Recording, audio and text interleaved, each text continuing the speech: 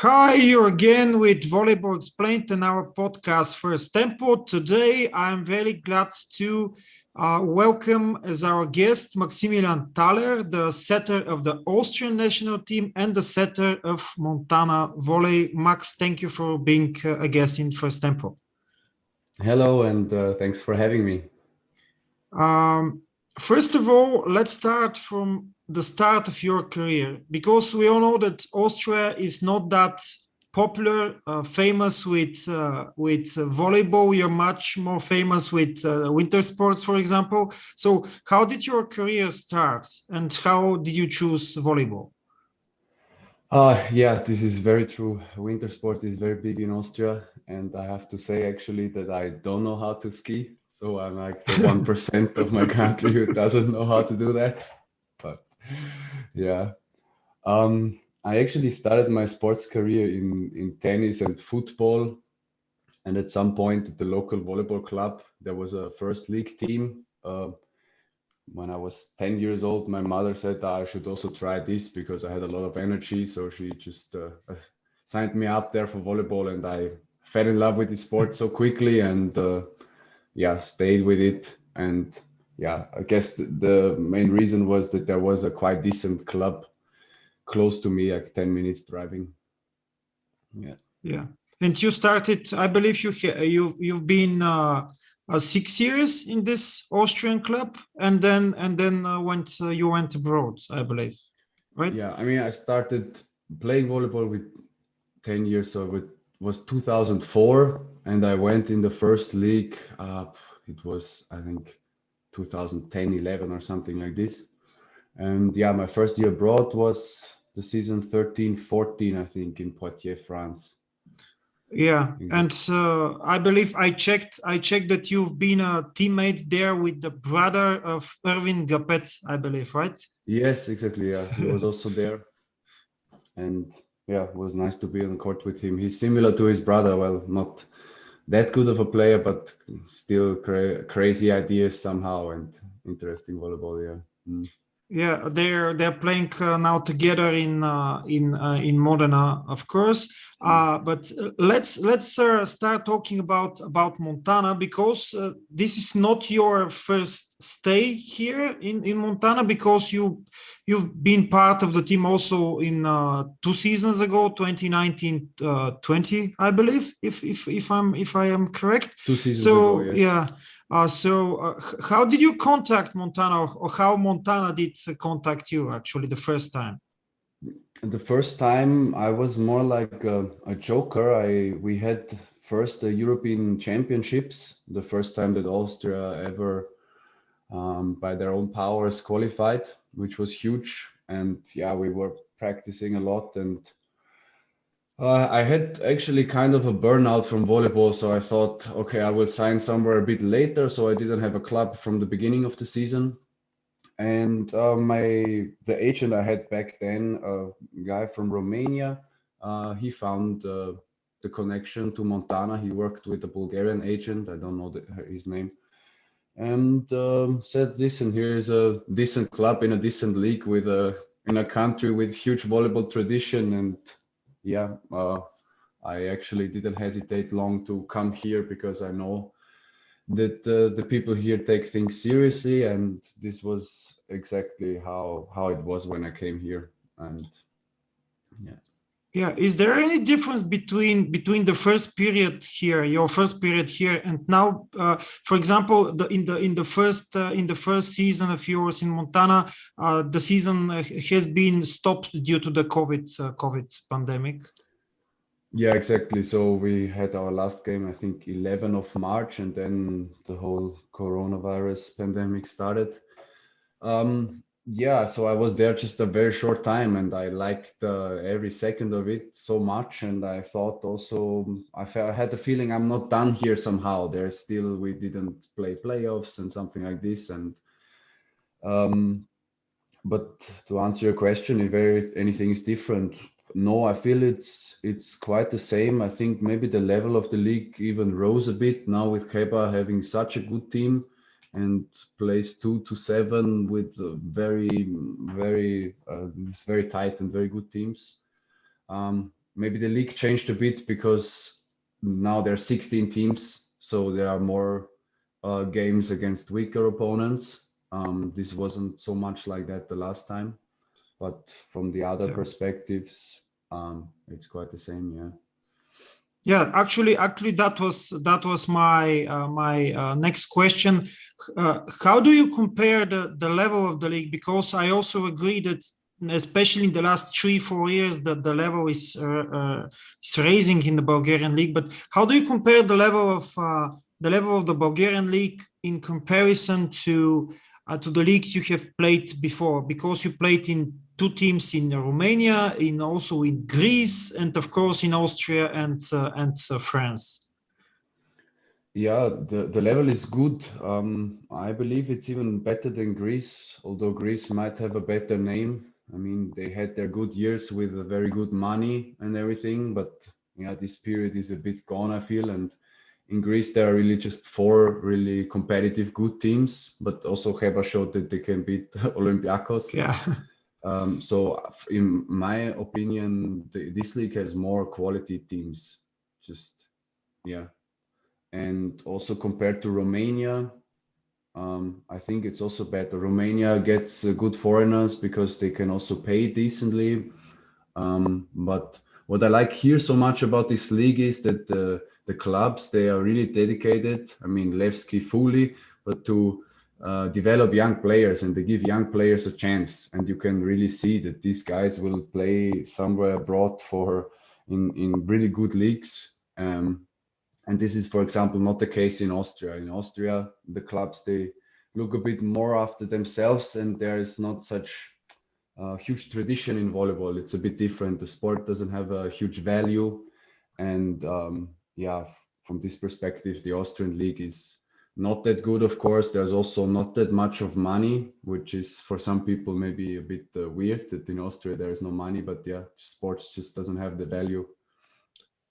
Yeah. Let's talk about your comeback against Levski, because we are now in the semifinals in the Bulgarian league. You lost the first game against Levski in your home hole in Montana, and then you were losing 0-2 against Levski in their hole. And then the comeback started, and you actually won 6 sets in a row and a place in the semifinal.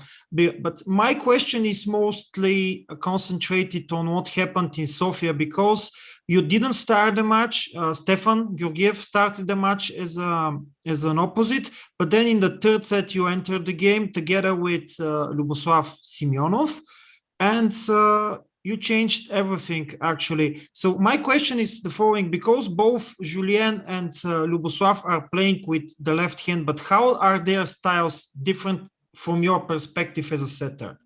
Because that for sure changed everything in this game. Yes. So in the first game, we just didn't have a good day. We were not surprised that they played well. We just had a bad day with bad serve, which is usually like our biggest asset. We have, I don't know, in the top 10 of best servers, there are 3 times the Montana with Chavdarov, with Georgiev, with also Simeonov. And yeah, this didn't work out for us. So yeah, we were kind of shocked. And this somehow continued in the second game in Sofia as well. They played very, very well. These young guys from Levski, they can play on a really high level. But yeah, like we saw now yesterday, they can also make mistakes at the end when it's getting tight. Because yesterday we were feeling that we were better, that we have to win this. At the end, we were just playing against the young guys, and then it was still very tough for us. We made it hard for ourselves. But yeah, this comeback in Levski was in Sofia was great, and it gave us a lot of energy and spirit. And yeah, it was mainly actually Lyuboslav Simeonov that made the difference because he didn't get so much playtime. And yeah, he just managed to score almost everything. And yeah, it was really great to come like this from the bench. And I feel like also he and me, we both had a lot of anger in ourselves because we were losing and just watching your team lose and you can't do anything.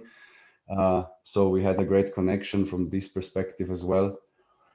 And yeah, to answer your question about the player style, yeah, Georgiev, Zhu, and Lyubo, they are different players. Lyubo is, in my opinion, a bit more a skillful, compact volleyball player where I can set the ball a bit faster and he finds the holes, he finds the ankles, he tips, he has the soft touch, he has the yeah, he has these skills. And Zhu is more like a super physical player, jumping high, spiking hard, which is probably a very good asset to have as an opposite. But yeah, in the game in Sofia, Zhu didn't manage to pass the block. Gotsev was catching him all the time, and yeah, and then Lyubo entered and he made the difference. He did exactly what we needed, and it's nice to be able to rely also when I'm not playing well that there is also Stefan Georgiev that can make a change, because the first game against Levski in the regular season at home, we lost exactly 2-0 the first sets. We were back and then he entered and he made change. So that's very nice here in Montana to be able to rely on other players as well coming from the bench. Yeah, congratulations in first place for being in the semifinals, and Yeah, a lot thank of you. success against the team of Neftochimik. I'm sure that there will be a very nice matches to watch.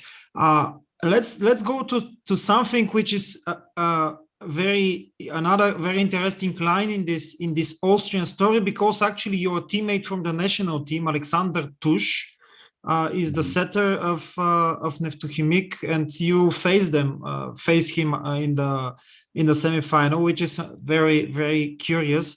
I presume that you're communicating him when you're both here in Bulgaria, even though you're kind of comparatively a big distance from Burgas to Montana. Yes, no, we keep communicating about the league and about stuff, what's happening. We are good friends. We are in the national team for I don't know, 10 years already. Maybe us, the two setters, we are like this for 7 years now. So the only two Austrian setters are actually playing in Bulgaria. So yeah, it will be nice to play against him. And also nice to see him and also his girlfriend and kid. He became a father recently. Last time when we were there playing the cup, I was visiting as well. So it will be interesting, and I think also something the Austrian volleyball world will follow a bit more now, this best of 5 series. Yeah, and let's talk about coaching, because in the first period as well, now in the second one, the head coach of Montana is Daniel Peev. He was a libero of the Bulgarian national team in some of our best years. 2005, 2006, 2007. But how is he different from the coaches you have worked before, and which is the best advice you have actually got from him? Yeah, first of all, I like him as a coach a lot, not only because he's very competent and he really knows what he's doing. He has also a way of communicating that I like, and I feel like before every game, we make like a game plan together and talk on eye level. So he's not telling me what to do. So no, we actually also during the game, we figure it out together on the same level somehow, and this I appreciate a lot. And from this perspective, I like him a lot. And sorry, what was the other question Yeah, in the and end? which is the best advice you've Oh, the got from best him? advice I got from him. Hmm. You have to think about it. It's mm, it's mainly the system, how we are reading the opponent. I think now it's pretty common. A lot of teams do this in Bulgaria already, that they look at the stats and the middle blocker has problems moving to the left side, so I try to use this, or I play 7 and back. And this we do, and from this I learned a lot actually, from this video analysis together with Bobby Nikolov.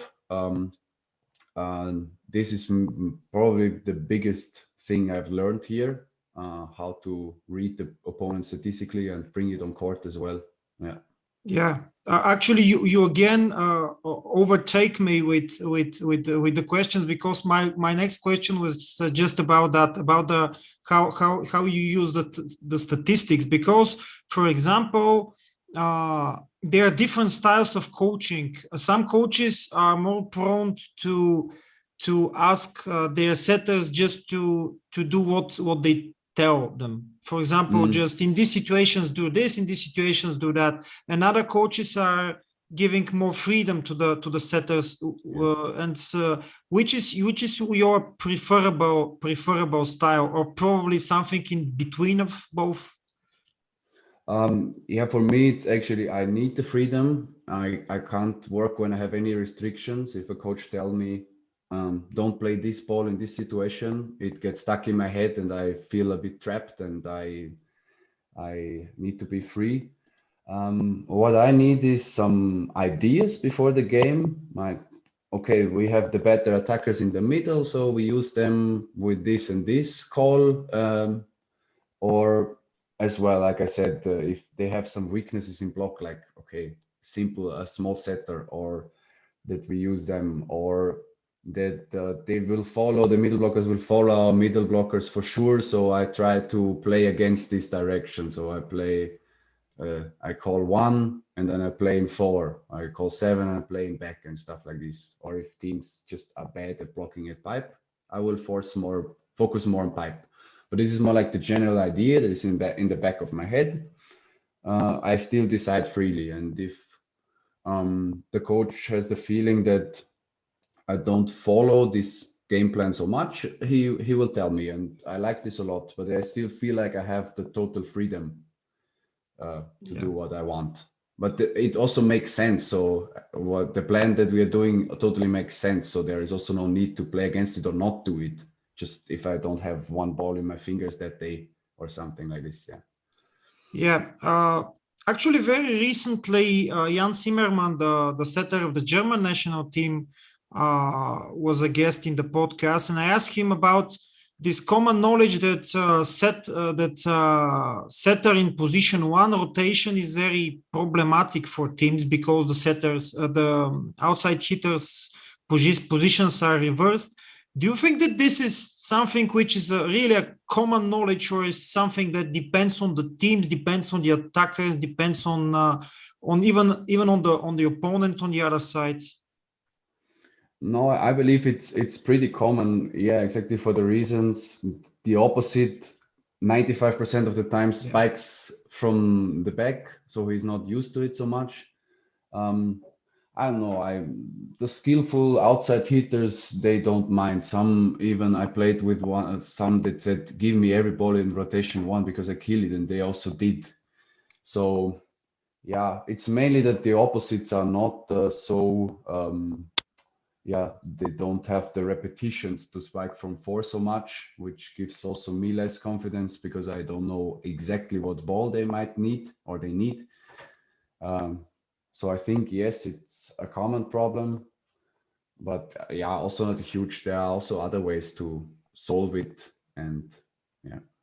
Yeah, talking about tactics, for example, is interesting, actually very interesting for me at least, that your next opponent, Neftuhimik, both of their outside hitters, at least the regular outside hitters, are left-handed, Kalyan Balabanov and the Slovakian Julius Firkal. So this is going to be very interesting how teams actually are adjusting to that, because it's for sure not common. Probably one of them, but all of them, the two of them, both of them is a very very rare occasion in volleyball, even now. And yeah, and my last question is, Can you name your dream team of players you have played with, not against, but only with? I mean, teammates of yours, including, Okay. for example, including the national team of Austria, of course. Okay. Yeah. This question you should have sent me more earlier because I have to think about it. Okay, it's an outside hitter. Yeah, no doubt Alexander Berger. He's for sure the best one I've ever played with. Not only from his physique, but also from reading, understanding the game. But yeah, if you are on the court with him, you can really tell, okay, this guy played in Italy with the big guys and had very good education for that. Yeah, let's think. Okay. From the middle blockers, probably also Austrian national team, Peter Wolfertstetter. He's in Benfica Lisbon now, his fourth year, I think, even, and winning there a lot. But also in Romania, Michael Parkinson from the Dutch national team was also a very good Dutch middle national, blocker. I believe. Yeah. Yes, from Dutch. Let me think of the opposites. Last season, I played with a really good opposite from Germany, Christoph Marx. I don't know if you know him. He No, I doesn't play in the haven't. I national team. haven't heard. Yeah, at least for now, of course. He's in Kifisial now. They are like fifth spot in Greece. But he was very skillful. He played also in Germany, a bit in Italy. But yeah, I have to think of the other teams. In France, Tony Krolis, the opposite, was also very good. He also was in the Dutch national team. We were there in the second league. Who else? Best libero, probably also from Austria. My roommate in the national team, Philipp Kreuz. He's in France for years already. He's in Cambrai, first league. Yes. Who am I missing? A second outside hitter you need, I guess. Yeah, and you will be the setter. Yeah. Yeah, I mean, wait. No, I actually never played with one setter that was like much better. Or I was still young and now I developed and I think I'm maybe on the same level. So yeah, I guess I will be the setter. Yeah. Our opposite also, Paul Buchecker from the Austrian national team, very good. Thomas Zass, also very good. For the opposite, it's really tough, to be honest. Yeah, Buchecker was injured for a while. We hope we have him now in the summer for the He played for European Modena, right? He played was for in Modena. Yeah. Yeah, first in Ravenna. He won there the CV Cup against Olympiacos. And then he got injured in the summer in the national team with his meniscus. And he was in Modena, but mainly doing rehab. He played a few games there. And now he's in Sport Toto in Turkey, and it seems quite fine. His body seems okay, and he's killing it there. And yeah, we really hope that he will be in shape. And yeah, we really need him to qualify for the European Championship this summer. We have Finland and Latvia in the group, just a group of 3, and we need to be first or 5 second best teams. Yeah. Thanks. And just at the end, something popped up. Actually, did you learn some Bulgarian, or at least, I mean, for example, words which can help you in communicating? Because I'm sure that you communicate principally in English, but did you learn some words in Bulgarian which are needed in the training process or during the matches? Yeah, I mean, understanding it's already quite easy in practice because, okay, it's always the same volleyball, Bulgarian volleyball language. Day-to-day life, I still try to do it in English, but yeah, of course, the standard phrases like "Zdrasti," "Kaksi," "Dobre," "Leka nošt," these kind of things I know and I pick up, but I also have to admit I'm not trying to learn it now like this because I get along with English and I'm exactly. Yeah, most of the time in Bulgaria, English is quite fine, especially among younger people, but not only Yes. younger people anymore. So this is fine. So Max, thank you again for being in the podcast, and I wish you a lot of luck with Montana in the semifinals against Neftochimic, of course. Thanks a lot. Thank you. So dear listeners or dear viewers, thank you again for being in the podcast. I hope, I'm sure that you've liked the podcast with Max Thaller, and I hope that you're going to watch or listen to us again in the next episode of it. Thank you again, and see you soon. Bye bye.